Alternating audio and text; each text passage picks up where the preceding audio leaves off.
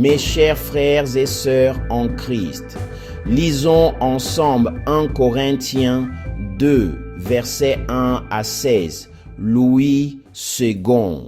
Pour moi, frères, lorsque je suis allé chez vous, ce n'est pas avec une supériorité de langage ou de sagesse que je suis allé vous annoncer le témoignage de Dieu, car je n'ai pas eu la pensée de savoir parmi vous autre chose que Jésus-Christ et Jésus-Christ crucifié. Moi-même, j'étais auprès de vous dans un état de faiblesse, de crainte et de grand tremblement.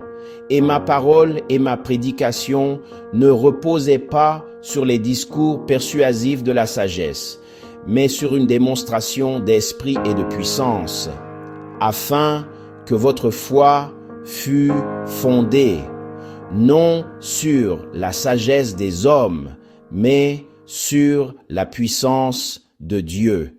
Cependant, c'est une sagesse que nous prêchons parmi les parfaits, sagesse qui n'est pas de ce siècle, ni des chefs de ce siècle qui vont être anéantis.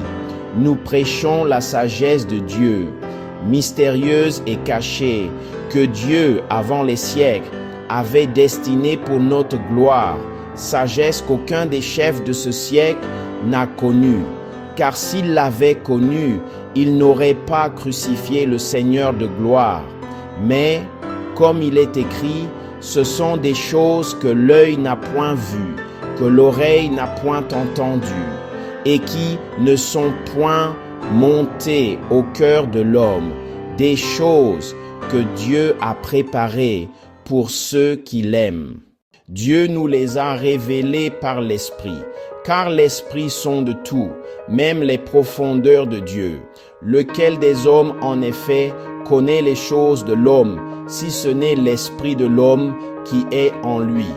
De même, nul ne connaît les choses de Dieu, si ce n'est l'Esprit de Dieu. Or, nous n'avons pas reçu l'Esprit du monde, mais l'Esprit qui vient de Dieu, afin que nous connaissions les choses que Dieu nous a données par sa grâce. Et nous en parlons non avec des discours qu'enseigne la sagesse humaine, mais avec ceux qu'enseigne l'Esprit, employant un langage spirituel pour les choses spirituelles. Mais l'homme naturel n'accepte pas les choses de l'Esprit de Dieu, car elles sont une folie pour lui, et il ne peut les connaître parce que c'est spirituellement qu'on en juge. L'homme spirituel, au contraire, juge de tout, et il n'est lui-même jugé par personne. Car qui a connu la pensée du Seigneur pour l'instruire? Or, nous avons la pensée de Christ